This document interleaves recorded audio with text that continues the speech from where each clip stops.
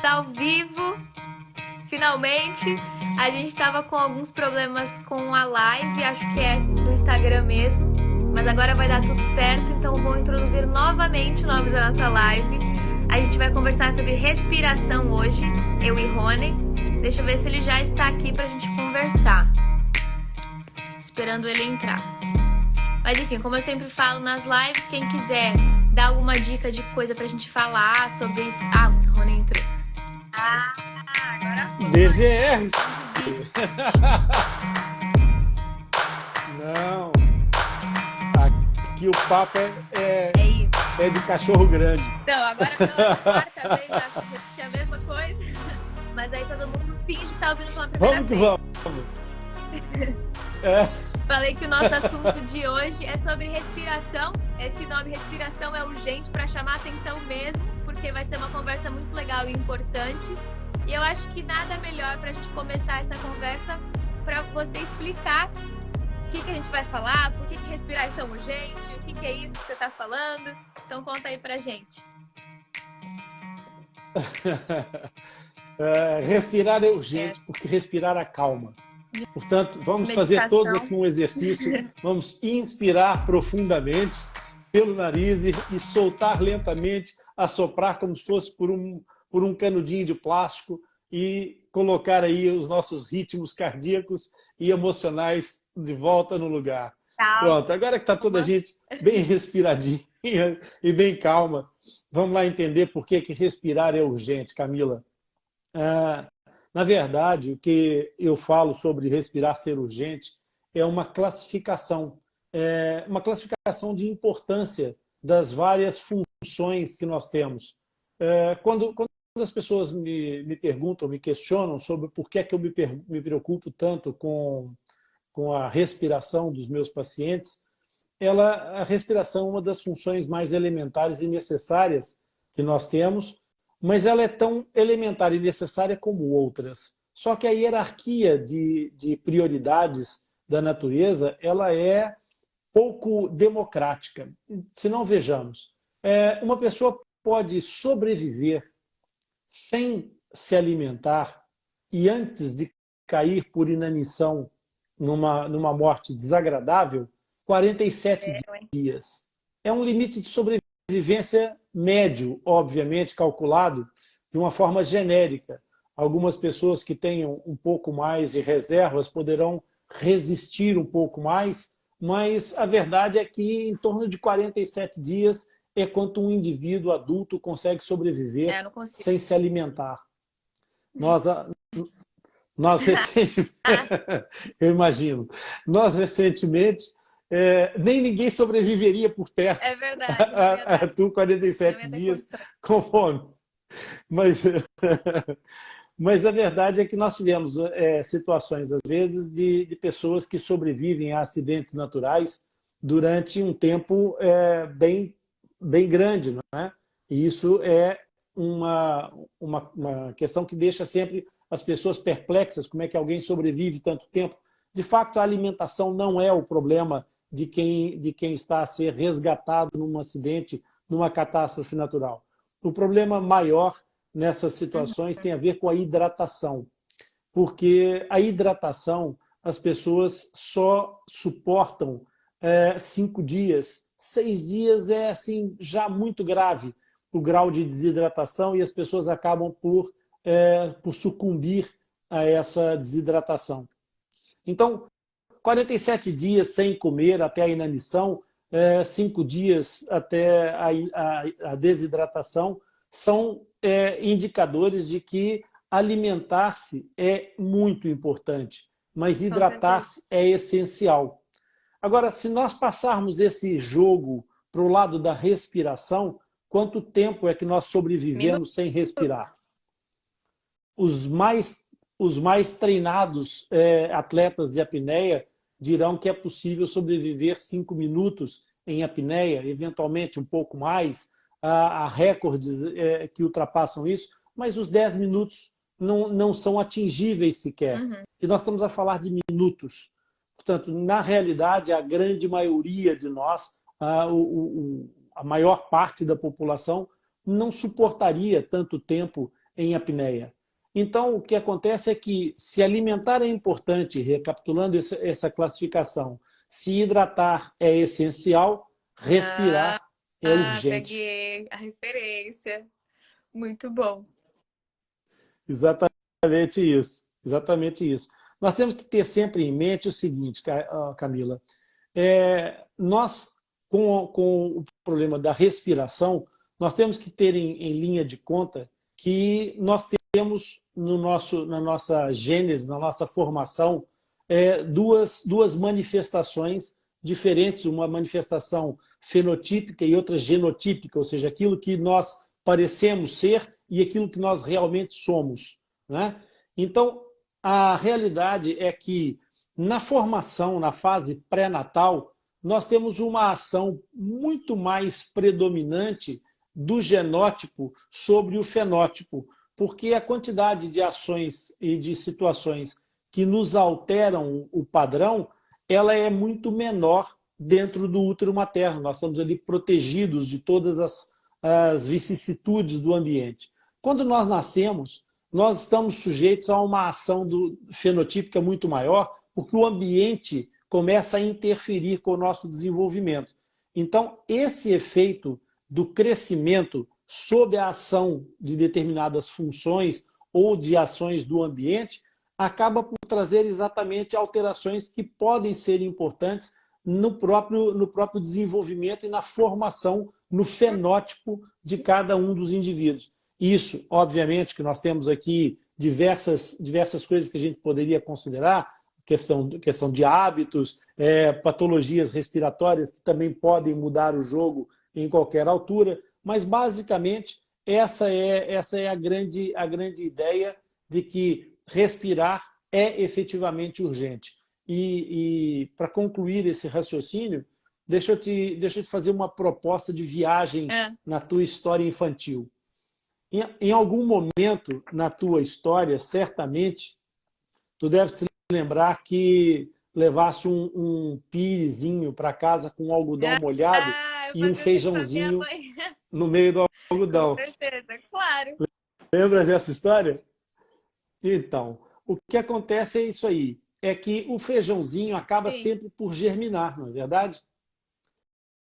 Se a gente colocar esse feijãozinho com o algodão molhado e colocar uma caixa escura, uma caixa toda fechada por cima desse algodãozinho e abrir só um buraquinho em cima, assim, um círculozinho em cima, esse feijão vai germinar? Vai? Vai sair pelo buraquinho. Claro que vai, claro que vai. Exatamente.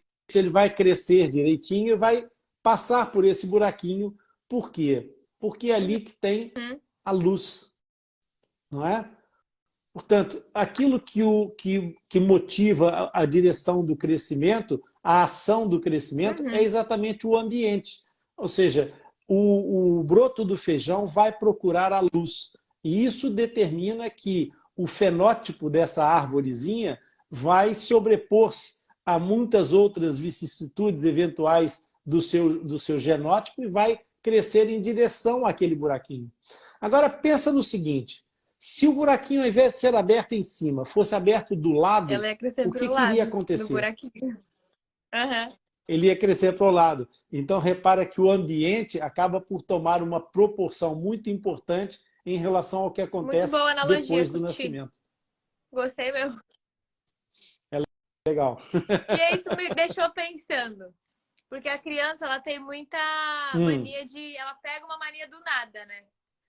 E aí, se uma criança tá, sei lá, gripada, resfriada, ela tá respirando pelo nariz, tá tudo bem. Aí ela fica resfriada, nariz entope e ela começa a respirar pela boca. Você acha que isso influencia no resto do crescimento dela, se tornar uma respiradora bucal? Porque criança, do nada, né? Muda de vida e tá tudo, e nem lembra como é que era antes. E aí, você acha que as coisas são fatores ambientais, né? Será que tem a ver com isso? Olha, Camila, as obstruções respiratórias, elas surgem por diversas razões, inclusive por razões fisiológicas que não sejam necessariamente patológicas, de origem patogênica, como é o caso de uma doença viral respiratória. O que acontece é que uma criança, ela não aprende de repente a respirar pela boca. ela vai descobrir isso quando a necessidade obrigar a encontrar um recurso. Se tu pegares uma criança que acabou de nascer, no instante em que ela nasce, e não desobstruir as vias nasais, não retirar, não fizer a aspiração e desobstruir aquela via aérea, essa criança acaba por sufocar, porque ela não nasce com o chip, com a programação neural de respirar pela boca. Não. Respirar é pelo nariz, a boca é para outras finalidades, é para se alimentar e sobreviver. Então, o aprendizado da respiração, na respiração oral, ele tem que ser gradual, ele vai aparecer num determinado momento. Então, quando nós pensamos nessa questão da obstrução respiratória por uma gripe, a respiração respiratória por uma gripe, ela é eventualmente potenciadora da descoberta de uma outra via respiratória. É, sem dúvida nenhuma, um fator. Primeiro, porque ele acontece gradualmente. A criança não está respirando e, de repente, deixou de ter a passagem do nariz. Eu estava respirando, principalmente quando eu era pequena, que o tempo passava muito mais devagar, que quando eu voltava a respirar de novo, eu falava, caramba, isso que é respirar. Eu acho que quanto mais criança né, mais isso fica na cabeça, né? Exatamente. Mas aí o que acontece é que essa patologia ela se instala com um tempo de latência. Então é suficiente para a criança começar a descobrir essa respiração pela via oral e começar a fazer essa substituição. Só que esses momentos patológicos, eles podem não ser absolutamente determinantes, sim, porque são temporais. E a criança voltando a respirar pelo nariz, ela pode novamente perder a informação. O problema está nas obstruções crônicas, em situações, por exemplo, em que o tecido do nariz, o tecido interno da mucosa da fossa nasal, começa a ficar inflamado com regularidade. E nós temos que ter aqui a noção do seguinte, o tecido que reveste a nossa fossa nasal, a mucosa nasal, é um tecido muito especial, com muitas dobras e com muitas estruturas lá dentro. Nós temos os cornetos inferiores, os cornetos médios e superiores. Hoje, do ponto de vista da nova nômina da anatomia, chamam-se conchas nasais. Já não se fala em cornetos, mas eu ainda sou da velha guarda e às vezes não me sai a concha, sai logo o corneto. Mas eu vou continuar a falar do corneto porque provavelmente a maioria das pessoas já ouviu falar mais em cornetos do que em conchas nasais.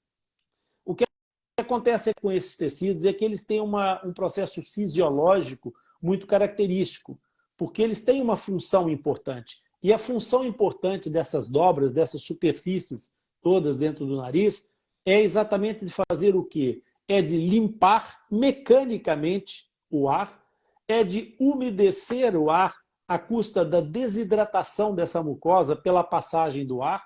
Então, a mucosa perde água para esse ar e com essa umidade que estava dentro das células, vai também a temperatura do ar, que vai aumentar antes de ir para a árvore respiratória.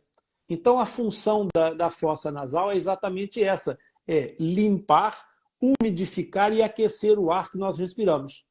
Ora, o que é que acontece? Esse processo de umidificação e limpeza, ele vai fazer com que haja um depósito de partículas dentro da fossa nasal. E essa fossa nasal, com essa presença de partículas, tem a tendência a ou ignorar e apenas ressecar o muco que fica protegendo as paredes, criando aquelas crostazinhas que ficam dentro do nariz, ou então essa mucosa pode reagir de forma,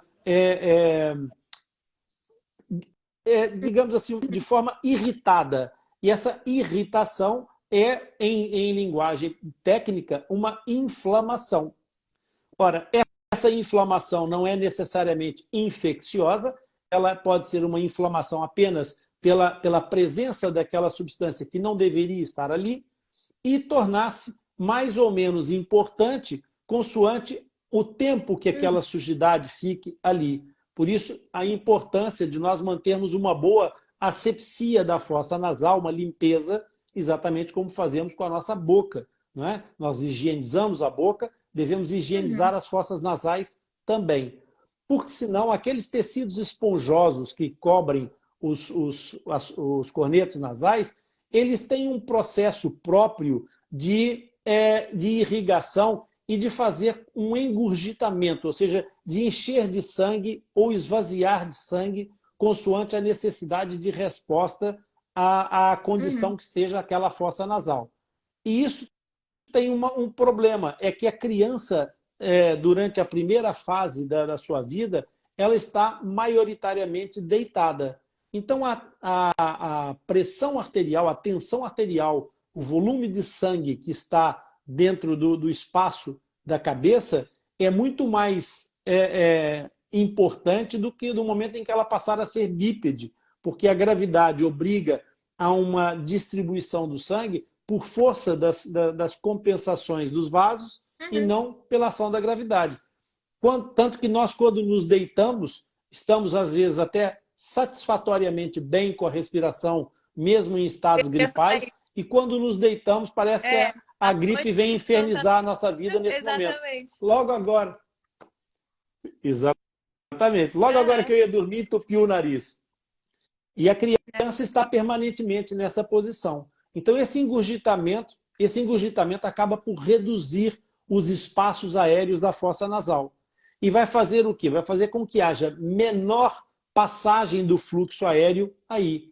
Quanto menor é a passagem do fluxo aéreo, mais acumula sujidade ali. Tanto pela secreção mucosa, que obriga-se a aumentar para se defender daquele extrato que está a permanecer ali, quanto pelo não ressecamento, que acaba por não fazer o arejamento, a autolimpeza daquela região. Então começa a haver uma inflamação como resposta a todo esse processo que foi gerado pelo primeiro processo de inflamação. Então, não só a patologia viral que promove a inflamação das vias aéreas superiores, mas às vezes o próprio cotidiano, com a ausência dos cuidados necessários, pode promover uma inflamação dos tecidos e, consequentemente, o entupimento da via respiratória nasal. Isso vai estimulando, então, que no primeiro dia, no segundo dia, no terceiro dia, no quinto dia, no 20º, ao fim de 3 meses, essa criança começa a ter uma memória proprioceptiva que vai fazer com que ela pense que a via oral é mais eficaz do que a via nasal para obter o ar. Né? Que é a única coisa que ela percebe. Exatamente.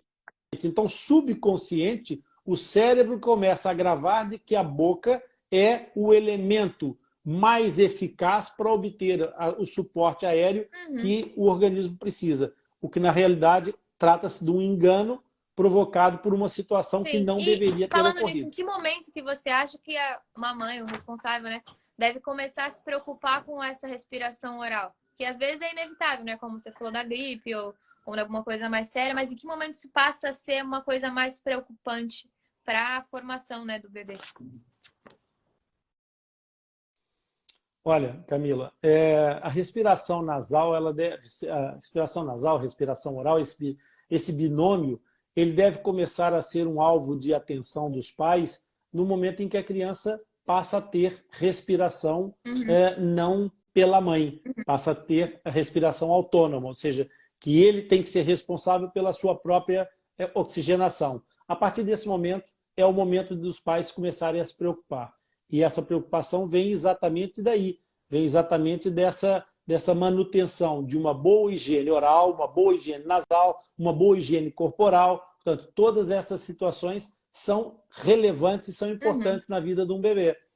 Eu posso te dar um exemplo nesse caso de que quando a criança tem uma boa respiração nasal, ela está começando a fazer o seu discernimento de vias e suas funções, não é? A via alimentar, a via aérea. Então, quando ela respira pelo nariz, é ar que está a circular pela via aérea. Quando ela passa a respirar pela boca, ela está a amamentar e a respirar pela mesma via. Ora, isso não deveria acontecer. Então, o que passa a acontecer muitas vezes é que, juntamente com o leite que essa criança ingere, ela acaba por também fazer a ingestão de ar. Então, nós chamamos esse processo de aerofagia. E a aerofagia vai trazer algumas componentes desagradáveis para o trato intestinal dessa criança, como, por exemplo, a passagem de bolhas de ar maiores do que aquilo que deveriam existir, que provocam distensão e dor.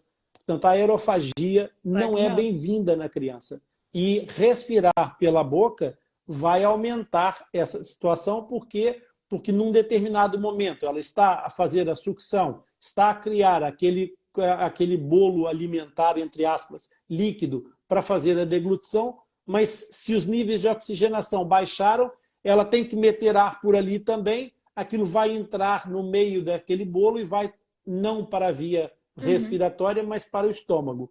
E aí o que acontece? Ela tem que voltar a respirar, fazer mais um processo respiratório para voltar a oxigenar. Então ela parou a alimentação nesse momento. E começa a criar aqui um desgaste também de energia maior nessa criança. Então o que acontece é que, entre outras coisas, acaba por haver também um dispêndio de energia maior do que o necessário para fazer a sua alimentação numa fase em que o estatuto ponderal, o ganho de peso, é importante para a saúde para o desenvolvimento da saúde da criança. E além desses problemas, existem problemas também, com certeza, de formação, né? Porque não só essas coisas, eu diria, momentâneas, né, da respiração durante a amamentação, mas com certeza durante a formação, tudo que a criança faz vai implicar no futuro dela, né? Quais seriam os problemas de formação que respirar pela boca causaria? O problema aqui que a gente tem que ver é que tudo isso que nós estamos a falar em termos de forma, é aquilo que eu citei no princípio da conversa. Nós podemos ter aqui uma alteração consequente, porque o órgão faz a função e a função faz a forma. É como dizia o fisiologista francês, o Claude Bernard, né? Essa relação entre forma e função, ela torna-se extremamente importante quando nós falamos da respiração. Porque a respiração, ela interfere em diferentes partes do desenvolvimento da face. E esse desenvolvimento da face, ele se dá maioritariamente depois do nascimento. Por isso é que eu disse no princípio que o fenótipo acaba por sofrer mais influência ambiental exatamente depois do nascimento.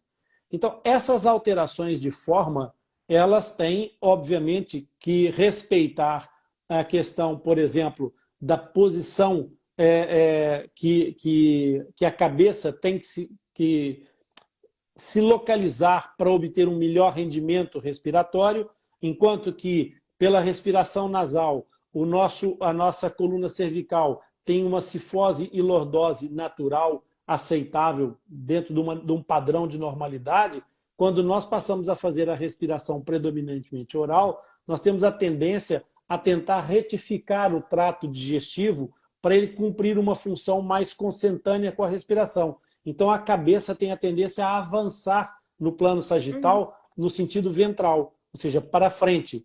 E isso faz com que haja uma perda do centro de gravidade da cabeça, e essa perda do centro de gravidade obriga a um reposicionamento da coluna para compensar, fazendo com que os processos de cifose e lordose da coluna tenham que ser mais forçados, mais amplos, e aí vai trazer algumas alterações do ponto de vista do crescimento. Na face também vai acontecer isso, porque se nós vamos ter perda de ação da respiração pela fossa nasal, nós não vamos ter estimulação dos seios maxilares. Portanto, o terço médio da face vai ficar menos desenvolvido do que seria desejável.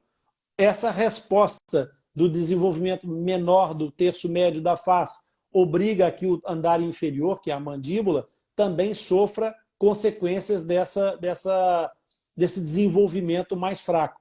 Por isso, pode acontecer de haver uma hiperdivergência, que é o rosto ficar mais alongado, pode acontecer de haver uma retenção da mandíbula no plano sagital, então a mandíbula não consegue crescer sagitalmente, crescer para frente como deveria, Isso tem uma metáfora que o James McNamara Jr. gosta muito, e no livro dele ele refere isso muitas vezes, que é a metáfora do sapato. Se a maxila não se desenvolve, fica demasiado estreita e a criança não se torna hiperdivergente, então é como ter um sapato, um pé a tentar enfiar-se dentro de um sapato apertado. Então o que acontece é que a mandíbula não consegue crescer sagitalmente porque a maxila está a estreitar-lhe a passagem. Daí que muitas vezes é necessário fazer uma expansão maxilar para permitir que haja esse desenvolvimento mandibular. Mas essas questões de forma e função, elas são bem extensas e eu acho que a gente pode usar isso numa outra live para poder explorar isso melhor, que é um assunto bem importante. Multidisciplinar, né? E eu tenho certeza que muita gente, muitos pais, né, acreditam que esse assunto seja exclusivo da pediatria, otorrinolaringologia, mas na realidade a odontologia também tem tudo a ver com isso, né? Tem muito a ver com isso, sim, Camila. A primeira questão é que na formação em geral não acontece informação suficiente que desperte a atenção das pessoas na fase inicial, por isso, da sua formação profissional. Por isso é que existe hoje o DGR, porque nós estamos exatamente a desenvolver esse trabalho através dessa formação, a chamar de volta as pessoas para elas entenderem como é que os processos iniciam e evitar que elas andem a tratar apenas a espuma dos problemas. Porque os problemas voltam a fazer espuma se a gente só tirar a espuma de cima. Tem coisa que provavelmente nem fica muito difícil, às vezes nem dá para resolver na totalidade que daria se percebesse cedo, né? Exatamente. Então, a verdade é que o dentista, em primeiro lugar, ele tem uma responsabilidade muito grande, mas muito grande, na sensibilização de vários profissionais, desde que ele próprio esteja sensibilizado, porque senão alguém tem que sensibilizar alguém. Essa cadeia, esse ciclo vicioso tem que ser quebrado em algum momento por algum profissional. E uma das formas de quebrar essa cadeia é exatamente transformar essa cadeia de um ciclo vicioso num ciclo virtuoso, em que uma informação passa para outro profissional e outra área, e assim sucessivamente, aumentando a capacidade, o seu leque de resposta ao longo do tempo. Então, essa é a primeira questão, de não deixar que essa informação fique hermética, fique presa dentro da medicina dentária. A segunda questão que eu acho que é importante é que no desenvolvimento oral, nós temos que perceber que a boca ela tem um teto, que é o palato, que é a zona que nós temos como limite superior da boca. Mas o palato ele está intimamente relacionado com a fossa nasal na sua porção mais baixa. Ou seja, o chão da fossa nasal, não é? O plano inferior da fossa nasal é exatamente o palato. Então, essas duas atividades, elas trabalham de forma... o crescimento dessas formas ela é interdependente. Então, se nós tivermos um fraco desenvolvimento da fossa nasal, nós vamos ter uma constrição do crescimento da abóbada palatina. E, obviamente, que depois, com a ausência da função correta da língua, nós podemos ter cada vez mais uma permissão de estreitamento. Por quê? Porque existe uma coisa chamada zona neutra de forças, em que a nossa arcada dentária está sujeita a forças externas e forças internas.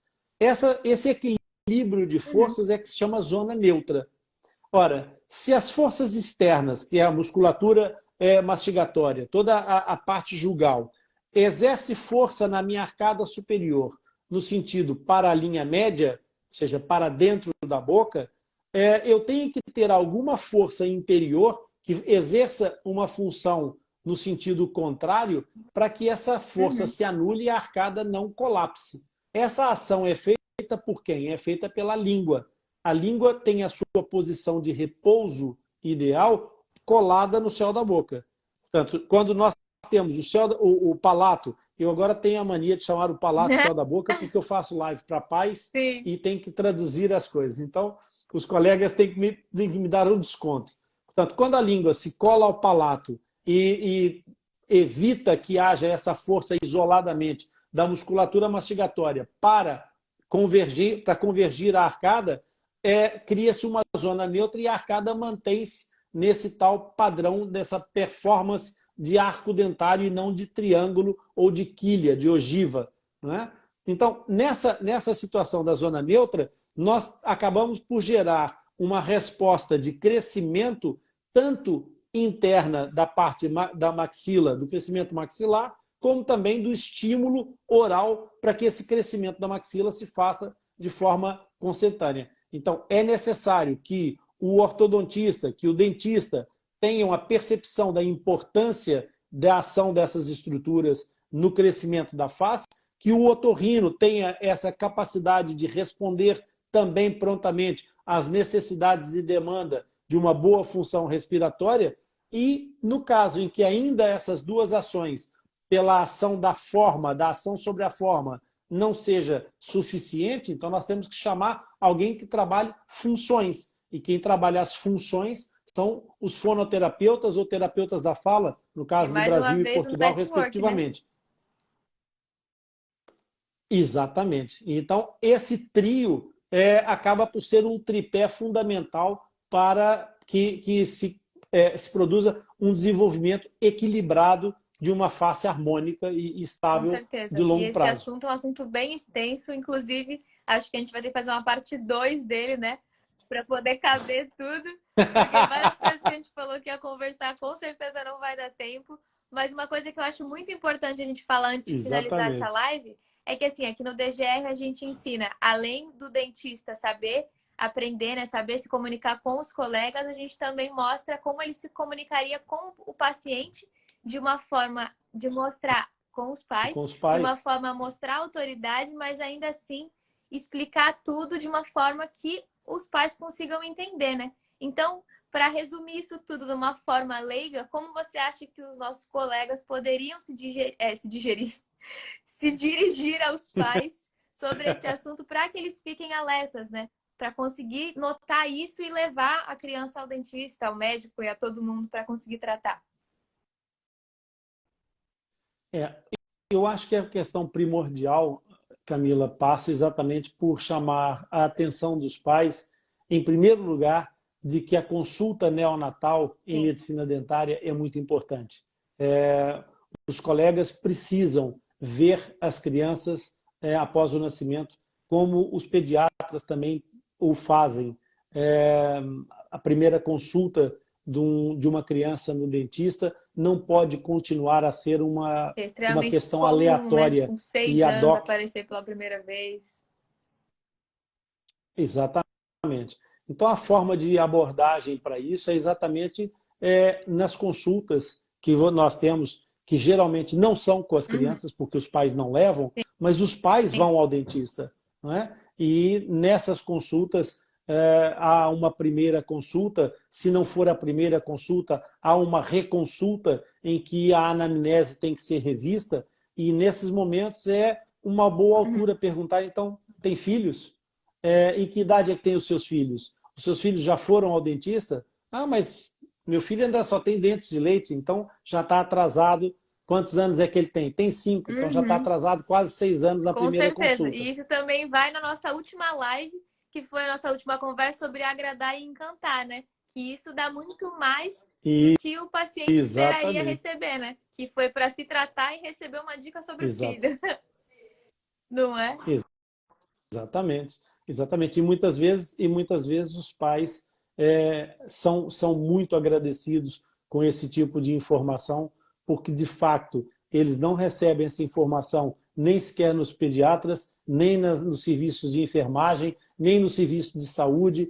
E para encontrar essa informação no tio Google, eles têm que andar aí muitas voltas e até conseguirem encontrar, já encontraram um vídeo engraçado de um gatinho a fazer qualquer travessura e acabam por se perder.